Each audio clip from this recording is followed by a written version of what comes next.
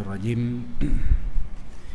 Ya ayyuhalladzina amanu taqullaha haqqa tuqatih wa la tamutunna illa wa antum muslimun. Sadaqallahul azim.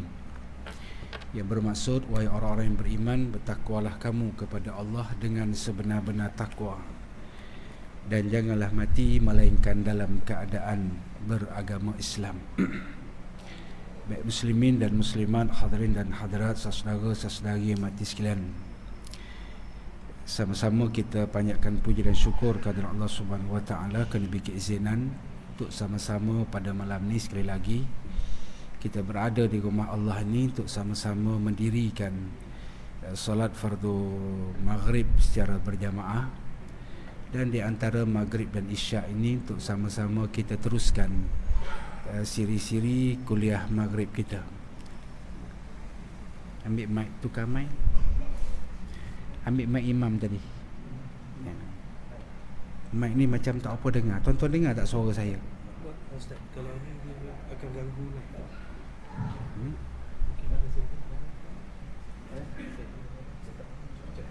Tak boleh.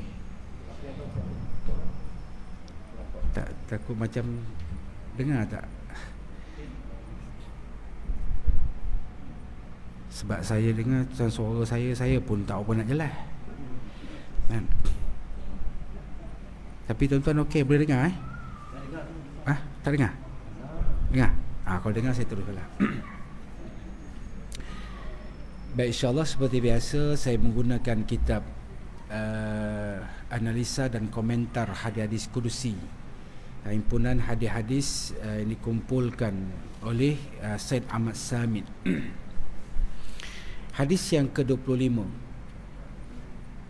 berkata Anas bin Malik radhiyallahu an bahawa Nabi SAW telah bersabda, Allah Ta'ala berfirman, Yaqulullahu Ta'ala arba'u hisalan wa wahidun baini wa bainaka wa wahidun fima bainaka wa baina abdi wa wahidun li wa wahidun lak fa amma allati li fa'tabuduni wa la tusyriku bi syai'an wa amma allati laka fama amilta min khairin khazatuka bih wa amma allati baini wa bainaka faminka ad-du'a'u wa 'ala al-ijabah wa amma allati bainaka wa baina 'abdi tarda lahum ma tarda li nafsik, atau kama qala.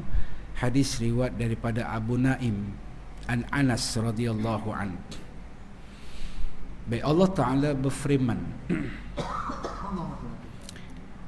ada 4 perkara. Satu yang menyangkut hubungan aku dengan engkau, satu lagi yang menyangkut hubungan engkau dengan hamba-hambaku, yang satu lagi untuk aku dan satu lagi untuk engkau. Adapun yang untuk aku, hendaklah engkau menyembah aku, tidak menyekutukan aku dengan sesuatu.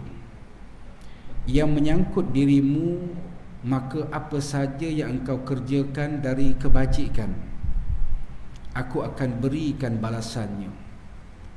Yang menyangkut antara aku dengan engkau, ialah hendaklah engkau memohon, yakni berdoa kepada aku, dan aku akan memakbulkan. Dan yang menyangkut hubungan engkau dengan hamba-hambaku, hendaklah engkau merelakan bagi mereka apa yang engkau relakan bagi dirimu. Baik, di antara intipati hadis yang kita baca ni, hadis riwayat daripada Abu Naim, dan sahabat yang meriwayatkan hadis ini nama dia Anas bin Malik radhiyallahu anhu. Hadis ini tuan-tuan beri pengajaran bagaimana Allah Ta'ala berfirman ada 4 perkara yang menjadi, dia kata, berhubungan kamu dengan aku, dan begitulah juga engkau dengan hamba-hambaku, engkau pada diri kamu sendiri, dan engkau, adapun engkau dengan aku, kata Allah Subhanahu wa taala, iaitu hendaklah engkau menyembah aku dan tidak menyemutukan aku dengan segala sesuatu. Itu yang pertama, yang hubungan engkau dengan aku, kata Allah. Tuan-tuan, kita tahu antara agenda yang dibawa oleh Nabi sallallahu alaihi wasallam di sebalik pengutusan Nabi di atas muka bumi ini, Nabi meletakkan bagaimana hidup kita ni tidak berakhir di sini, tetapi ada satu nilai yang lebih besar lagi, iaitulah kehidupan akhirat yang lama, yang kekal dan yang panjang. Maka antara perkara yang dibawa oleh Nabi sallallahu alaihi wasallam, iaitulah berhubung kait dengan kehidupan akhirat, antaranya iaitulah perkara yang mengimani tentang kewujudan Allah. Dan makna dia pembaharuan dibawa oleh Nabi sallallahu alaihi wasallam, pembaharuan di bidang akidah. Akidah ni makna dia dalam keadaan dan nak menukar satu masyarakat yang dulunya menyembah beraneka jenis Tuhan kepada Tuhan yang satu. Kita tahu di zaman Arab Jahiliyah, dan ada 360 berhala yang dibina di sekeliling Kaabah sesuai dengan kekayaan masing-masing. Ada yang buat Kaabah daripada batu, ada yang buat berhala daripada batu, ada yang buat daripada kayu, ada yang buat berhala daripada yang kaya ni lah, yang buat daripada perak, yang buat daripada emas, ada yang buat berhala daripada tepung pun ada juga. Dan jadi makna dia dalam keadaan pada ketika itu Kaabah dikotori dengan berbagai-bagai bentuk kesyirikan. Maka datang Nabi SAW mengubah satu bangsa yang menyembah beraneka jenis Tuhan ni kepada bangsa yang menyembah Allah. Ini satu dakwah yang dibuat kajian oleh ramai pengkaji-pengkaji. Macam mana Muhammad boleh mengubah satu masyarakat yang dulu yang tidak beradab menjadi masyarakat yang beradab. Satu masyarakat yang dalam keadaan menyembah Tuhan yang dibuat sendiri daripada menyembah Tuhan yang esa. Kalau dibagi kepada kami, kata ahli-ahli kaji sejarah yang mengatakan bagaimana dibagi masa 1000 tahun kami tidak mampu untuk nak mengubah macam mana masyarakat Arab yang pada ketika itu nak menyembah nak mengubah masyarakat itu daripada menyembah berhala kepada menyembah kepada Tuhan yang esa, Tuhan yang satu. Apakah yang menyebabkan berjayanya dakwah Nabi SAW? Yang pertama disebut dakwahnya pakai akhlak. Dan dakwah Nabi ni pakai akhlak. Kita tahu kan akhlak Nabi SAW ni kana khuluqul Quran. Akhlak Nabi SAW itulah Al-Quran. Dan Nabi balas kejahatan dengan kebaikan. Itu akhlak Nabi. Yang kedua, berjayanya Nabi dalam dakwahnya satunya kata dan perbuatan. Maknanya Nabi kalau bercakap, dialah yang akan menjadi orang yang mula-mula pelaksana dia. Dan berjayanya Nabi dalam dakwah dia sebab apa? Sebab adanya bantuan para sahabat dan komposisi para sahabat yang berbagai-bagai skill. Adanya tokoh Abu Bakar As-Siddiq, seorang tua dan seorang yang sangat cerdik, dan dia juga seorang ahli politik.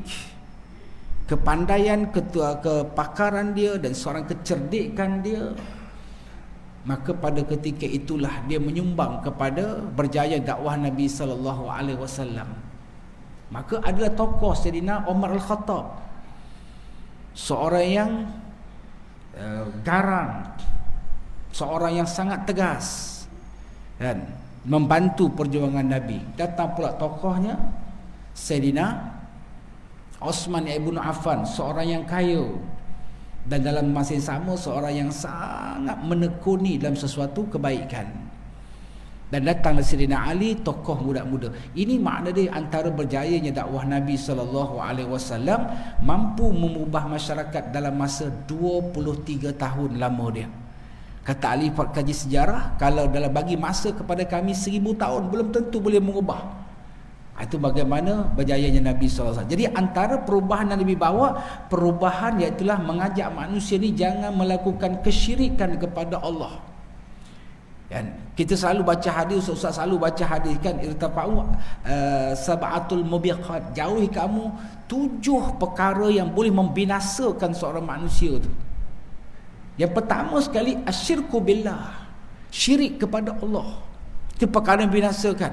Makna dia dosa yang Allah Ta'ala tak bagi pengampunan.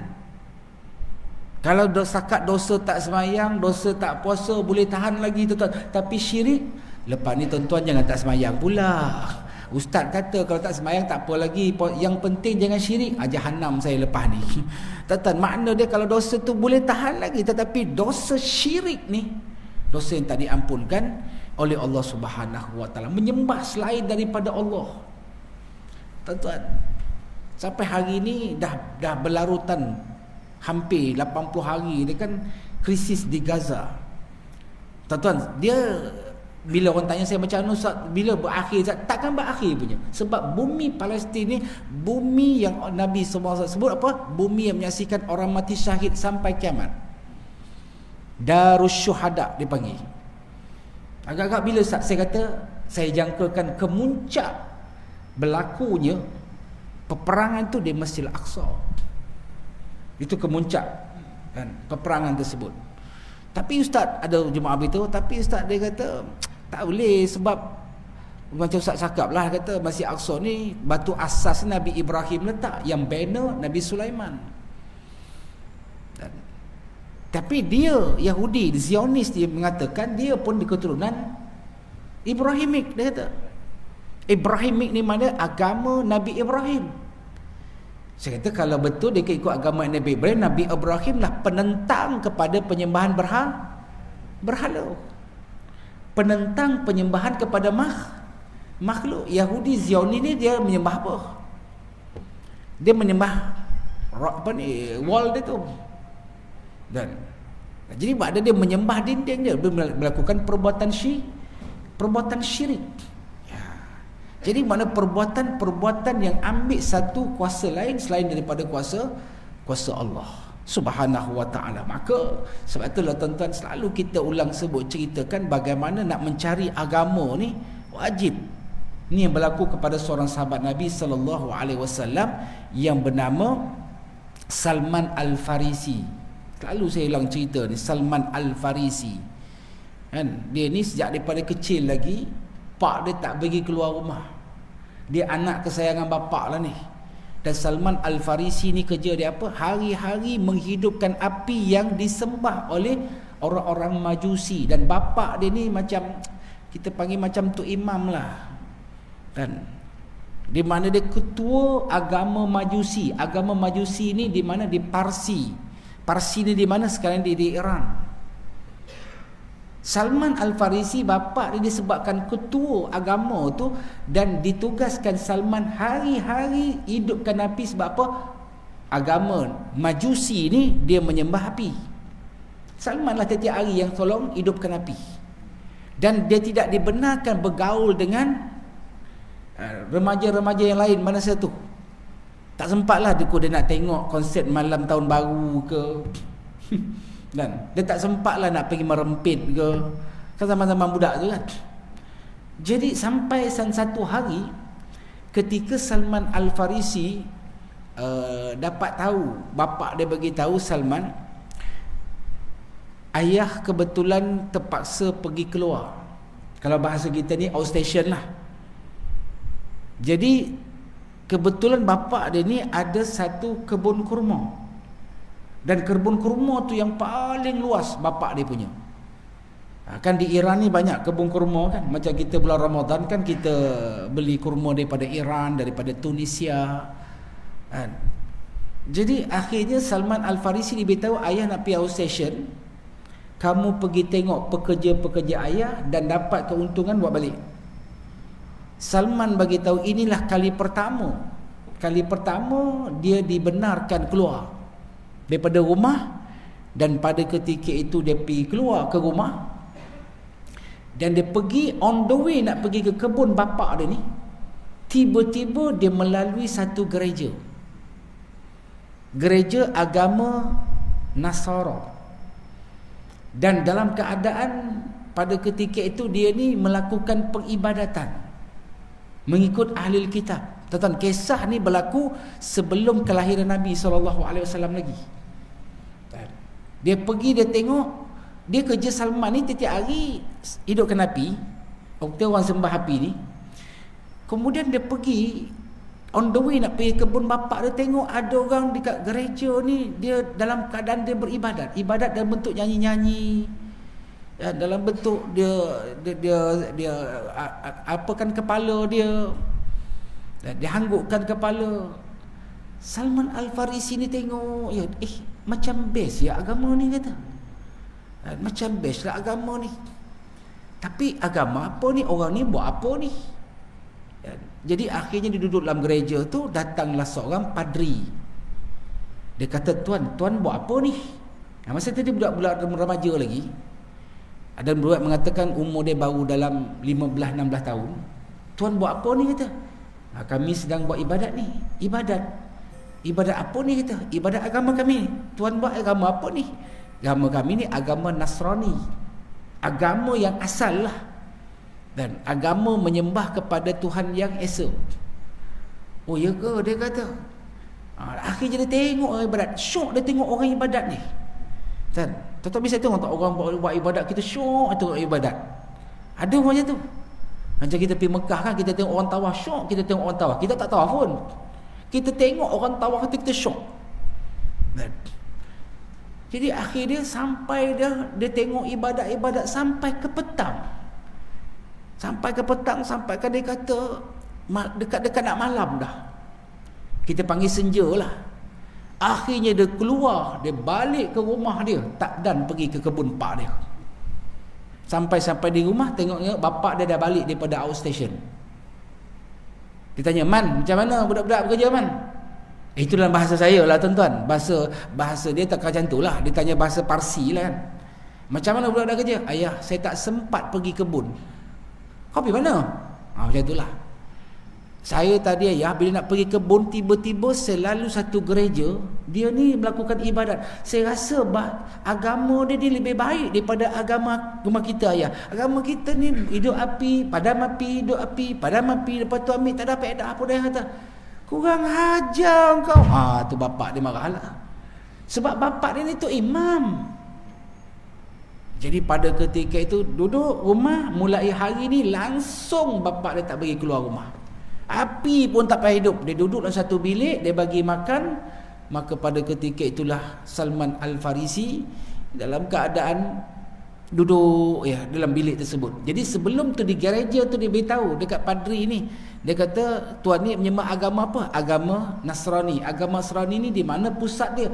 Pusat dia di Syria, di Syam. Okeylah.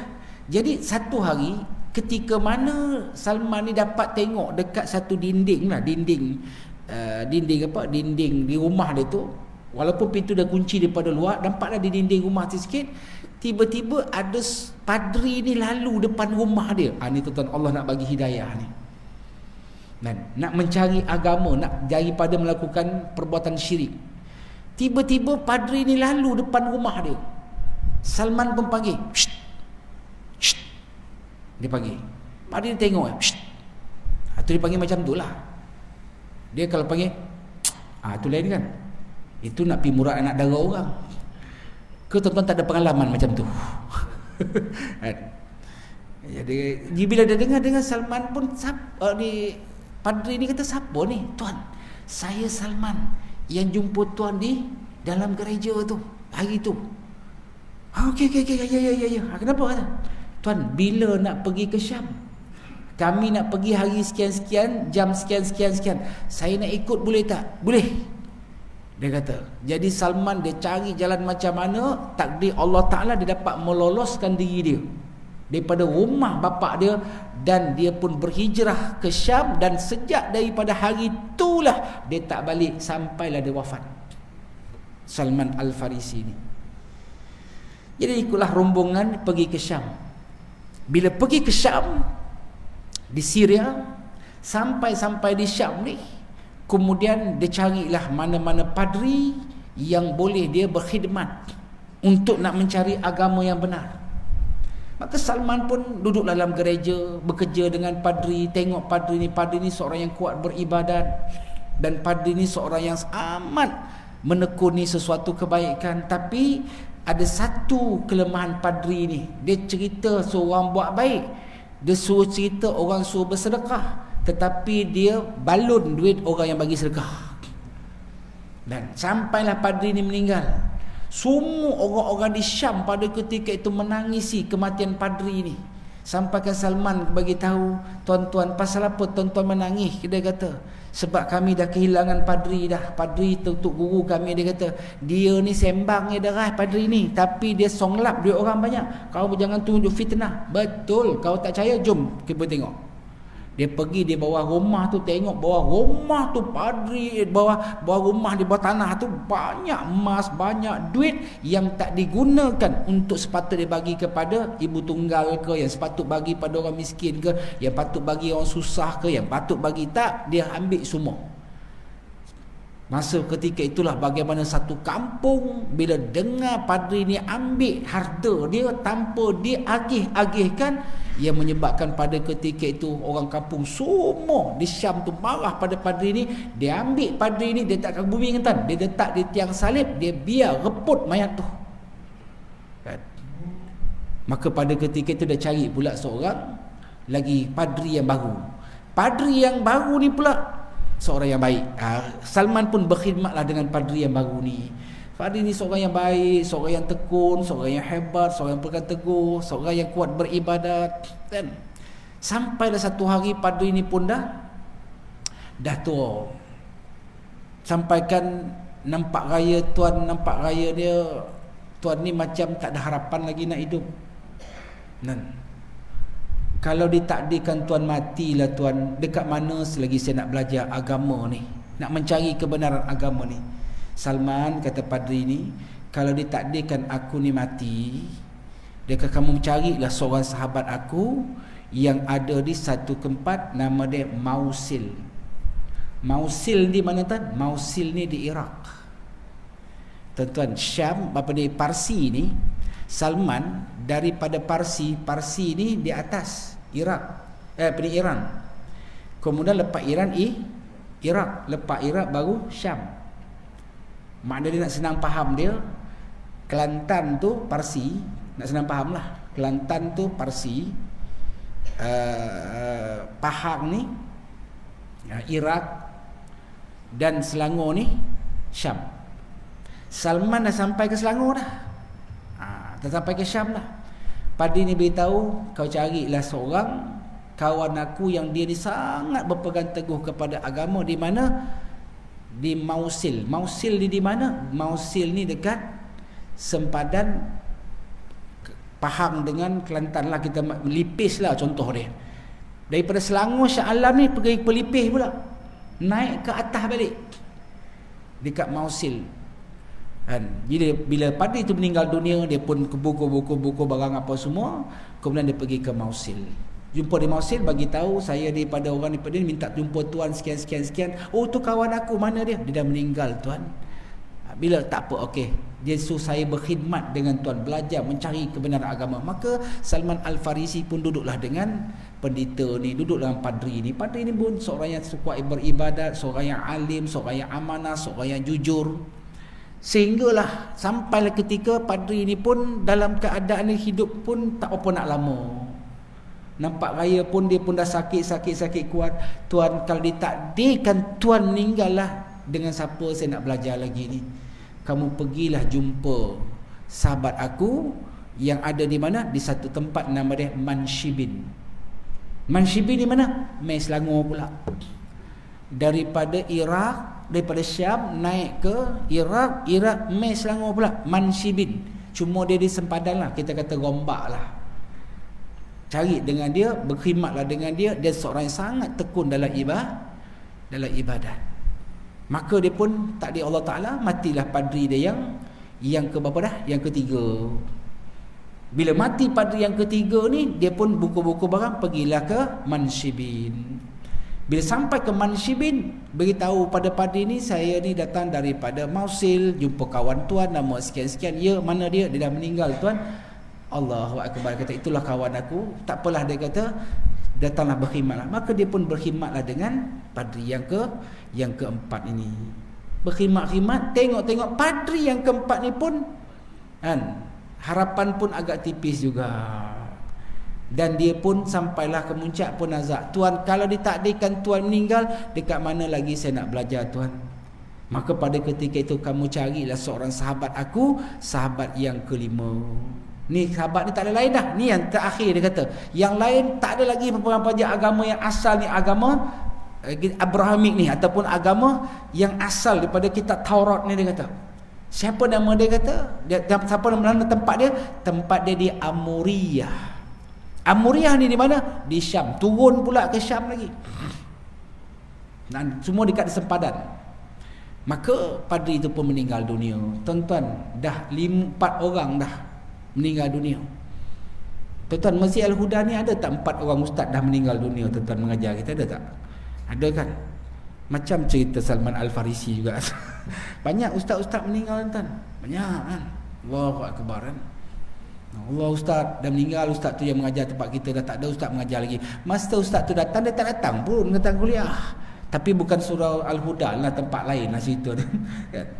Jadi akhirnya bila dia pergi ke Amuriyah, sampai di Amuriyah ni pun sama juga padri ni. Tapi padri ni seorang yang sangat tekun ibadat, seorang rajin beribadat. Cuma padri ni dia pun harapan dia pun nak hidup pun tak lama.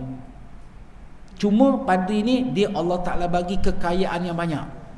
Tetapi dia kekayaan tu hasil usaha dia. Usaha dia, bukan orang bagi duit kat dia, dia kalau dia bagi balik, dia bagi balik. Tapi yang duit dia memang banyak.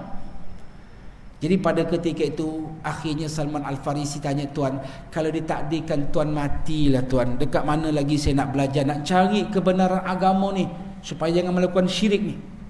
Maka pada ketika itu kamu pergilah ke satu negeri yang tanah dia berwarna hitam, bukit dia berwarna merah, dan negeri itu banyak pokok-pokok kurma. Jadi pada ketika takdir Allah Subhanahu Wa Taala, padri itu pun meninggal. Dan padri ini meninggal disebabkan dia ni orang yang kaya. Dan padri ni Salman Al-Farisi lah yang mewarisi semua harta-harta padri ni. Tuan-tuan, padri Kristian menikah tak? Tak menikah. Padri tak menikah tak? Tu imam Yahudi menikah tak? Itu panggil Bahai kan? Bahai dia tu yang segmen panjang tu kan? Mana dia Yahudi, dia punya tu imam dia menikah. Saya masa pergi Palestin, saya ingat dulu kali ketiga saya pergi Palestin tu, dalam di makam Nabi Daud ada seorang Yahudi ya, yang baca kitab Taurat lah. Dia baca kitab Taurat. Tuan-tuan, dia baca kitab Taurat, dia dibayar gaji sebulan 5,500 shekel. Duit kita lebih kurang 6,200 lah. Kerja dia hari-hari baca kitab Taurat dia. Naik bas free, naik rumah dia bagi free. Bila masa dalam di makam Nabi Daud, dia makam Nabi Daud, dia panggil David. Masa tu saya pergi bulan Ramadan, masa saya dengan jemaah, saya bagi salam kepada Nabi Daud, Assalamualaikum ya Nabi Allah Daud alaihissalam, Assalamualaikum ya Nabi Allah. Bila tengok saya pimpin jemaah bagi salam, dia tengok saya. Lepas tu dia keluar, dia duduk dekat satu tempat tu. Saya ingat dia buat apa? Rupa dia minum Coca-Cola. Dia tak puasa. Tak apalah, lepas tu kawasan Masjid Al-Aqsa tu ataupun Baitul Maqdis tu kawasan yang sangat padat. Makna bas tak boleh parking merata-rata. Jadi kami terpaksa tunggu dekat satu bus stop, dan kita punya tour guide pun panggil bas datang. Sementara nak tunggu bas datang kawasan tu yang jam tu, Maka pada ketika tu yang saya sembang, yang saya tengok dia minum Coca-Cola tu, dia keluar. Dia keluar, dia tunggu dekat sembah tu. Dia tengok saya tengok dia. Dia tengok saya tengok dia. Saya angkat tangan, dia pun angkat tangan. Kita kata hi, dia pun hi. Where you coming from? Dia tanya saya. I'm coming from Malaysia. Datang sini buat apa? Turis. Okeylah. Saya sembang. Dia tengok tuan-tuan, dia punya muka dia ni, ya Allah, dia punya urat dia ni hijau nampak. Kita ni sawo matang. Kan? Hitam pun tidak, putih pun tidak kan. Dia nampak urat dia ni. Dia punya misai-misai dia, ya Allah, itu keturunan Nabi Yusuf alaihi salam. Kan memang yang orang Bani Israel ni Allah Taala bagi kepada dia. Bani Israel itu anak cucu keturunan Nabi Yaqub kan. Memang segak-segak sungguh. Kan? Dia tu imam tu. Elok sembang-sembang, tengok-tengok isteri dia datang. Isteri datang bawa anak. Makna dia menikah lah. Saya nak cerita dia menikah. Isteri dia datang. Tengok isteri dia, Masya Allah, nampak muka ni darah macam mengalir. Ustaz tengok ke Ustaz? Dah depan mata. Tak tengok membazir pula kan. Allahu Akbar kan. Segak sungguh kan. Jadi nak cerita dia ni, dia berkahwin. Padri Kristian tak menikah kan. Dia tu imam ataupun bahai nama dia. Dia Yahudi menikah. Kalau Islam tu imam nikah tak? Nikah kan. Kadang-kadang sampai marah tu imam kat saya kan. Tu imam nikah. Jadi bila padri ni tak menikah, Salman lah yang mewarisi semua harta-harta dia. Maka dia pergilah ke satu pasar. Pasar tu nama dia pasar Bushra. Tuan-tuan misalkan kan Nabi SAW ketika berusia 12 tahun, pakcik dia Abu Talib bawa Nabi pergi ke Syam kan, ke Bushra tu. Bushra tu sempadan tempat sekarang ni, sempadan di antara Jordan dengan Syria. Selalu dia di sempadan ni, selalu dia kan banyak orang meniaga kan. Tuan-tuan nak pergi ke Thailand melalui Perlis, lalu mana? Padang besar. Banyak tak orang meniaga? Sempadan tu meniaga lah. Kalau susah sangat Perlis, susah kan, kita ambil sempadan Selangor dengan Negeri Sembilan sudahlah. Di mana? Nilai. Kan sempadan tu orang menyanyi ke kan? Tuan-tuan biasa pergi tak Nilai 2? Tak biasa. Han duduklah Shah Alam ni. Kan sempadan tu. Jadi Salman Al-Farisi bila pergi ke Bushra tu, dia tengok semua peniaga-peniaga Arab. Siapa di kalangan kamu daripada negara Arab? Maka datanglah peniaga, kami daripada negara Arab. Boleh tak aku nak tompang kamu pergi ke negara Arab? Nak pergi ke Mekah lah. Sebab dia dapat tahu Nabi akan lahir di satu lokasi tanah berwarna hitam, dan dia juga bukit berwarna merah dan banyak pokok-pokok kurma, dan banyak orang mengatakan di Mekah. Maka pada ketika itu boleh, kata pedagang-pedagang Arab, boleh nak tompang kami, boleh pergi ke Mekah. Berapa bayaran dia? No, jangan risau. Aku nak apa? Dia ada banyak unta, dia ada banyak emas, dia ada banyak perak, aku boleh bayar. Maka Salman pun pergi. Dalam perjalanan, tiba-tiba di pertengahan jalan Salman Al-Farisi dirompak. Semua harta dia, semua dia punya unta dia, kambing dia, emas dia, habis semua dirompak. Dan akhirnya Salman Al-Farisi dijual kepada seorang Yahudi di mana? Di Madinah. Nah, pada ketika itu nama dia Yasrib. Jadi akhirnya bekerjalah Salman Al-Farisi daripada anak orang kaya, duduk dengan padri 5 orang, 6 orang padri dia belajar, kemudian sampailah dia dijualkan kepada seorang Yahudi di Madinah. Dan Yahudi ini pula berada di satu kampung, nama kampung tu Saniyatul Wada. Sekarang ni nama dia Quba. Itu perkampungan asal Yahudi di Quba tu lah. Dan kemudian bila berlakunya perang, kita panggil perang Ahzab, Yahudi terus sama membantu dengan tentera Quraisy di Mekah. Maka pada ketika itu dia kalah, maka dia berpindah ke satu kawasan nama dia Khaybar. Sekarang ni ada di Khaybar lah, lebih kurang dalam 400 km juga daripada Mekah, daripada Madinah. Baik, jadi makna dia bila berada di situ, masa tu dia bekerja dengan Yahudi ni. Ni kisah nak mencari agama ni, jangan melakukan perbuatan syirik. Tengah-tengah Salman Al-Farisi bekerja tuan-tuan, tiba-tiba anak saudara bos dia ni Yahudi ni bagi tahu, "Pakcik, ya ammu, pakcik," dia kata, "Muhammad dah sampai dah.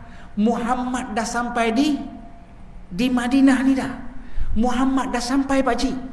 Salman Al-Farisi ada di atas pokok kurma, tengah mengambil pokok kurma. Dia dengar Muhammad dah sampai. "Betul ke?" "Betul, dah sampai dah dekat Saniyatul Wada." Dia kata. Salman Al-Farisi masa tu dia memang dah cari Nabi SAW, mencari agama yang benar, cari seorang nama Muhammad, yang mana Padri beritahu Muhammad ni tanda dia pertama, dia tidak boleh terima sedekah, yang kedua dekat, dan dia boleh terima hadiah, yang ketiga dekat baina katifai ni, di antara dua bahu ni ada cop di tengah-tengah ni, khutumun nubuwah. Jadi pada ketika itulah Salman Al-Farisi duduk di atas pokok, dia bila dengar Muhammad dah sampai, dia tak macam mana mengelonsor turun terus depan bos dia. "Bos, confirm ke Muhammad dah sampai di Madinah?" "Ya, confirm dah sampai di Madinah." "Confirm ke sampai ke Madinah?" Bos dia bila dengar sampai Madinah, "Kau ni apa hal kau ni? Kau tak ada kena mengena dengan Muhammad." Dia penampar sekali. Akhirnya Salman kena penampar Yahudi, naik atas pokok balik. Itu kali pertama dia kata kena penampar Yahudi. Jadi dia jadi hamba. Akhirnya bila habis kerja, pokok-pokok kurma-kurma cantik-cantik dia bagi dekat bos dia, mana yang buruk-buruk tu dia simpan, dan habis waktu kerja malam tu dia menyelinap masuk, pergi ke mana? Pergi ke Masjid Quba lah, Saniyatul Wada. Pergi sambil-sambil bawa buah kurma, satu keranjang yang tak elok tu lah. Tahu satu keranjang? Lama tuan-tuan tak dengar perkataan keranjang ni kan? Yang tuan-tuan biasa dengar bola keranjang je. Duduk kampung lu biasa dengar keranjang kan? Satu keranjang kan? Jadi akhir dia kata dia pergi, "Tuan, saya ni ada hajat." "Ya, apa hajat?" Dia kata, "Saya nak sedekah dekat tuan kurma ni." Nabi kata, "Wahai sahabat-sahabat, mari sama-sama makan kurma." Semua sahabat-sahabat ambil kurma. Nabi tak, tuan-tuan, dia kalau makan dia dulu kat sahabat dulu kan, baru Nabi makan. Last sekali baru Nabi makan. Sebab itulah Nabi bila sahabat-sahabat dia hijrah, last sekali baru Nabi hijrah. Itu Nabi SAW. Jadi sahabat-sahabat dia makan, semua habis kurma, Nabi sebiji pun tak makan kan? Itu tanda yang pertama. Kemudian hari kedua pula dia ambil kurma yang lebih-lebih. Kemudian dipanggil, dia kata, "Tuan, ni dia jumpa, ya tuan, saya ada satu lagi keranjang kurma ni, saya hadiah dekat tuan." Nabi panggil sahabat-sahabat, mari makan kurma. Jadi pada ketika itu Nabi SAW ambil sebiji, Nabi makan. Pada itu tanda yang kedua. Jadi sehinggalah satu ketika Nabi pun dah berhijrah ke Masjid Nabawi. Daripada Quba Nabi hijrah ke Yasrib. Bila sampai di Yasrib, maka pada satu ketika tu Salman Al-Farisi, masa tu musim panas. Tuan-tuan, musim panas, dan masa tu ada punya atap-atap dia cuma pelepah-pelepah tamar saja. Dan angin pun tiup-tiup Nabi pula pakai baju yang agak nipis sikitlah. Tengah-tengah Nabi berkuliah, dia sampaikan ilmu macam ni. Salman ni tuan-tuan, dia dengar ceramah Nabi, dia bukan duduk depan. Dan dia ni masih belum Islam lagi.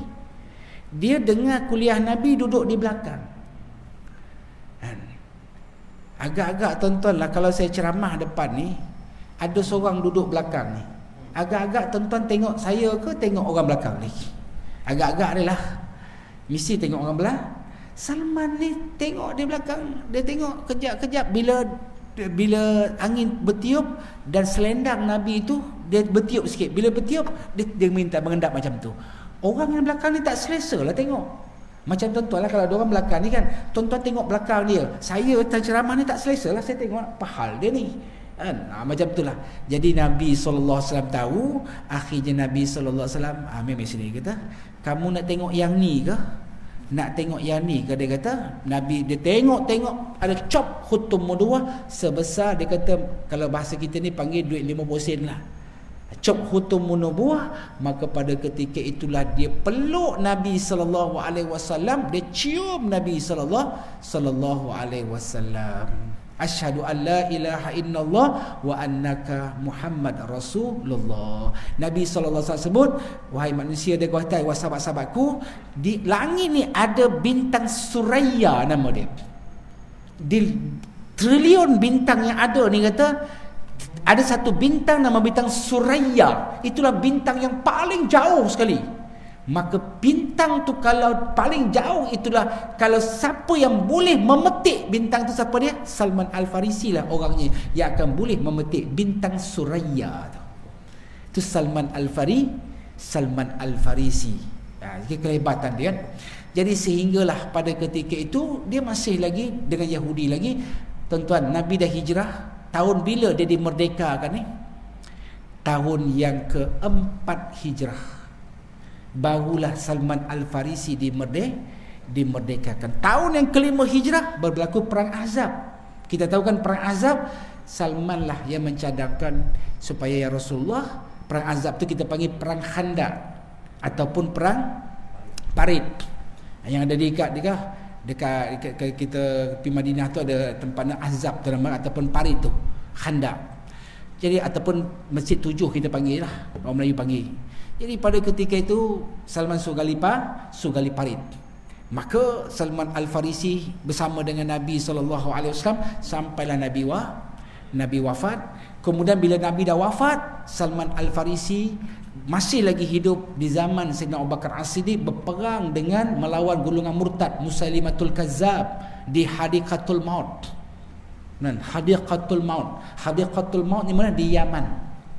Dan menentang. Dia yang sesat, dia antara yang sesat, yang mula-mula yang sesat sebelum Nabi sebelum Nabi wafat, ada seorang mengaku jadi Nabi, nama dia Tulaihah. Duduk di Yaman juga. Tulaihah, dia ni sesat. Dia ni mengaku jadi Nabi. Orang tanya dia, kenapa kamu jadi Nabi di Yaman sedangkan Nabi di Mekah Madinah? Aku Nabi cawangan Yaman, dia kata. Dia Nabi ada cawangan-cawangan juga. Tak tahulah, ayah Pin mungkin cawangan Malaysia kot. Dia nak ada cabai, itu golongan sesat. Kemudian bila orang nak memerangi dia takut, dia lari pergi ke Syam. Tapi anak murid dia yang masih setia dengan dia pula mengaku jadi Nabi. Siapa nama dia? Musailimatul Kazzab. Dia berada di Hadiqatul Maut. Dan tuan-tuan biasa di Yaman ada Hadiqatul Maut, taman kematian. Tuan-tuan biasa dengar Hadramaut kan? Hadramaut ni lepas bersama ni kita makan.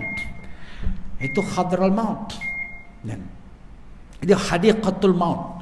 Jadi Salman Al-Farisi lah yang pada ketika itu terlibat sama dalam peperangan tersebut.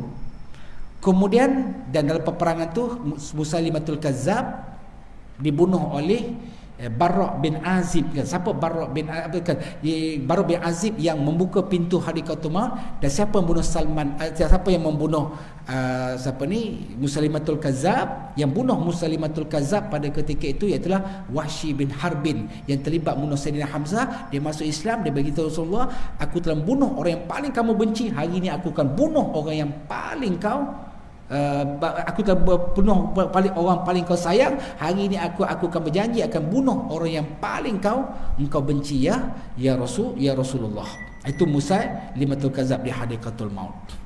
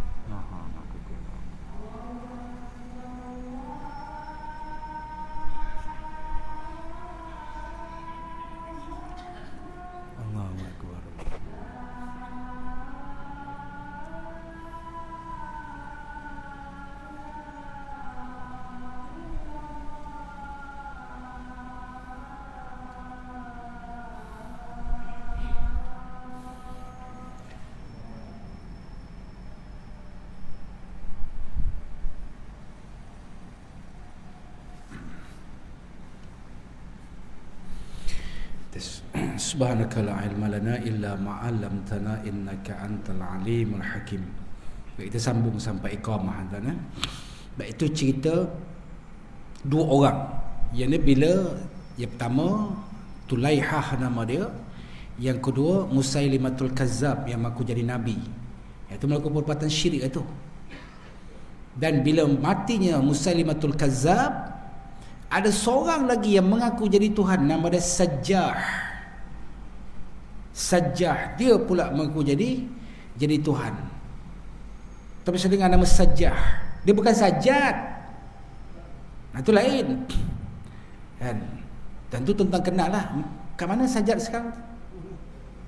Tuan-tuan tahu ada kat mana sekarang? Tak tahu. Ha? Ada ke Australia orang kata. Tuan-tuan pun tahu hal dia juga. Banyak benda lain nak beritahu lagi. Kan? Mudah-mudahan Allah Ta'ala rahmati dia. Bukalah, kembalilah kepada pangkal jalan balik, kan. Allahu akbar tuan-tuan. Saya bila disebut cerita tentang, ialah kalau bahasa kasar ni kita panggil pondan lah, kan. Dalam bahasa yang lembut sikit kita panggil nyah, kan. Dalam bahasa lain dia panggil pada lembut. Tapi makna dia sama je. Masa saya mengaji di Universiti Melaya, di Akademi Pengajian Islam, saya baik dengan guru saya lah, Profesor Datuk Saleh Haji Ahmad. Memang guru saya baik, ke mana pun memang baik dengan dia. Bukan baik tu sebab nak dapat markah lebih, tidak. Memang khidmat dengan dia, memang baik. Guru dengan dia, ilmu kebanyakannya, bab fiqh ni banyak dengan mulut dia lah. Satu hari, Zam, ya ustaz kata, ikut Ana. Pergi mana? Ana dijemput forum, ada seminar. Di mana? Dewan Tengku Chancellor di Universiti Melaya tu. Saya kata, siapa yang anjurkan? Persatuan Pondan-Pondan se-Malaysia, yang beribu pejabat di Jalan Daud, Kuala Lumpur, Kampung Baru. Tajuk hala 7, dia kata hala 7 pondan tajuk dia. Tuan-tuan, pondan pun ada hala 7 dia. Dia punya moto dia lah. Takkan Masjid Al-Huda tak ada hala 7. Dan 3 orang panel. Saya ingat lagi 3 panel masa tu. Profesor Ustaz Saleh Haji Ahmad, Profesor Madya. Seorang lagi Profesor Dr. Khairuddin, daripada doktor medik lah, daripada Universiti Kebangsaan Malaysia. Dan yang menjadi moderator dia masa tu, pondan telah kembali kepada fitrah. Dulu dia nyah lah, sekarang dia tak nyah dah. Nama dia Nur Najmi bin Abdullah. Dia ni berasal daripada Gemencih, Tampin, Negeri Sembilan. Nasib baik saya orang Rawang, tuan-tuan. Tak mengaku ni 9 ustaz ni marah, tuan besar kat saya gitu. Tarik pada darjah kebesaran dia. Tak apalah. Jadi masa dalam seminar tu, ada seorang nyak ni, pondan dia bangun. Dia kata, Prof, apa pandangan Islam? Ai ni, dia kata, dia panggil ai lah. Ai ni daripada alat yang asal ai tukar dengan alat perempuan. Apa hukum dia, kata.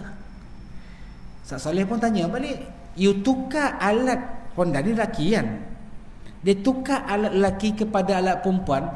Profesor Madya tanya, you beli alat perempuan ni dekat mana? Tuan-tuan, alat perempuan ni, yang kita panggil Faraj ni, ada jual ke dekat Tesco ke? Ada jual ke mana-mana? Dia masuk dalam freeze ke, ada jual ke? Dia punya wire-wire yang sambung dengan alat-alat tu boleh welding ke? Dia kata dia buat satu pembedahan di Bangkok, Thailand. Dia kata Bangkok, Thailand. Dan dia merupa macam alat perempuan, tapi dia bukan alat yang original lah, dia kata. Dia buat macam getah, saya tak tahu buat macam mana, dia kata. Habis tu tanya Dr. Khairuddin, tanya pula, adakah setelah kamu buat pembedahan alat tu berfungsi? Tidak. Dia terpaksa guna tiup. Bila guna tiup, dia kata dia terpaksa bawa balik daripada Thailand tu, daripada Bangkok, Thailand tu, naik kereta api sampai dekat Rantau Panjang di Kelantan dengan kesakitan yang amat sangat. Kemudian daripada masa tu, zaman tu tak ada lagi highway ni, naik bas pula daripada Kelantan nak pergi ke Kuala Lumpur. Dia mengalami sakit yang amat sangat dan dia tak boleh tahan. 6 bulan dia menderita kesakitan, tak boleh tahan. Dia balik semula ke Thailand, jumpa doktor yang buat operation tu, minta dia pasang balik alat asal saya. Doktor tu kata, aku tak tahu aku campak mana hang punya, aku tu pun tak tahu dah. Tak. Jadi sampai hari ni dia kata dia menanggung penderitaan. Dia mintalah pandangan. Dia kata pandangan kita mengubah kejadian asal Allah Ta'ala itu di antara benda yang Allah Ta'ala murka, Allah laknat. Habis tu kalau dia buat macam mana, wajib kita bertaubat.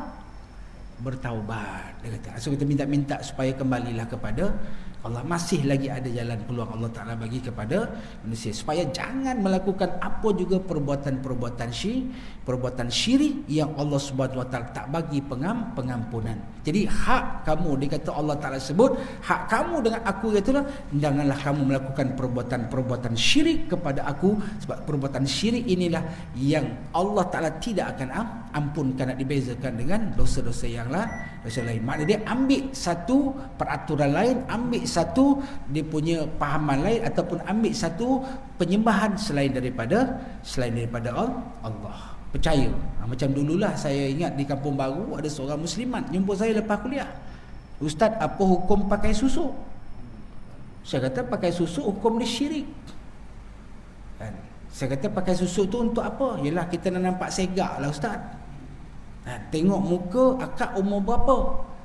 58. Tengok muka macam 21 ya. Akak pakai susu. Tuan-tuan, muka boleh ubah, suara tak boleh. Suara tak boleh ubah tuan. Seorang tua dengan muda tak boleh ubah. Jadi akhirnya kalau dah pakai macam mana Ustaz, wajib kita kena keluarkan. Kalau keluar dalam keadaan mudarat macam mana, wajib bertaubat tak? Habis tu Ustaz, kita ni kalau boleh yang perempuan naklah makai sikit. Makai apa tu? Nak nampak segak lah Ustaz. Ini hak jenis kaum baru ni. Hak jenis nak segak. Ada orang jenis macam tu. Kita adalah sikit-sikit ilmu yang guru bagi, boleh. Saya kata nak segak tak payah pakai jampi-jampi, alat-alat mengarut ni. Kita banyak alat nak segak ni. Yang pertama, kalau makan lambatkan minum air. Tuan-tuan kalau nak tulislah sikit, jangan menungnya. Yang kedua, apabila berbekam, ditanam darah bekam tu. Apabila bergunting bulu ari-ari yang ada di badan ni, ditanam bulu tu. Apabila kerat kuku ni kumpul-kumpul elok, tanam kuku tu, tanam sudah. Tak payahlah nak panggil Ustaz Din suruh baca talqin, tak payah. Tanam ni kuku tu. Kan? Di samping tu kena selalu banyak baca Quran, niat kerana Allah Ta'ala. Tuan-tuan orang baca Quran ni, tetapi Masjid Jamek Kaum Baru tu ada seorang ustaz kan, sampai hari ni Ustaz Abdul Aziz nama dia. Dah tua dah, pencen dah, umur dekat 80 dah tak. Dia punya muka dia tahu, ya Allah, dia hafaz Quran. Ustaz Abdul Aziz Al-Hafiz, dia apakan, dia tiap-tiap tahun dia guru ataupun dia orang yang mengadili majlis tilawah hafazan Quran dia lah. Tengok muka dia, subhanallah, muda. Kena banyak baca, tapi niat kerana Allah Ta'ala, jangan niat kerana nak segak. Ni kan lepas kan baca tabarakalladzi biyadihil mulku wa huwa ala kulli syai', balik ke rumah tengok tak segak pun, pembohong Ustaz Nizam. Jangan salahkan saya. Dan di samping tu selalulah baca doa sikitlah, doa selawat awet muda. Tak kisah lelaki pun boleh baca, perempuan pun boleh baca. Ni tempat lain saya tak bagi, dekat surah Al-Huda yang saya bagi tuan-tuan. Kalau tuan-tuan nak bebek, tak ada 9 doa selawat awet muda. Apa dia? Yang pertama, tuan-tuan tulis elok. Allahumma salli ala Sayyidina Muhammad bi adadi man lam yusalli alaih.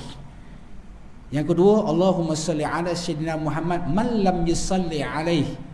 Allahumma salli ala Sayyidina Muhammad fil awwalin. Allahumma salli ala Sayyidina Muhammad fil akhirin.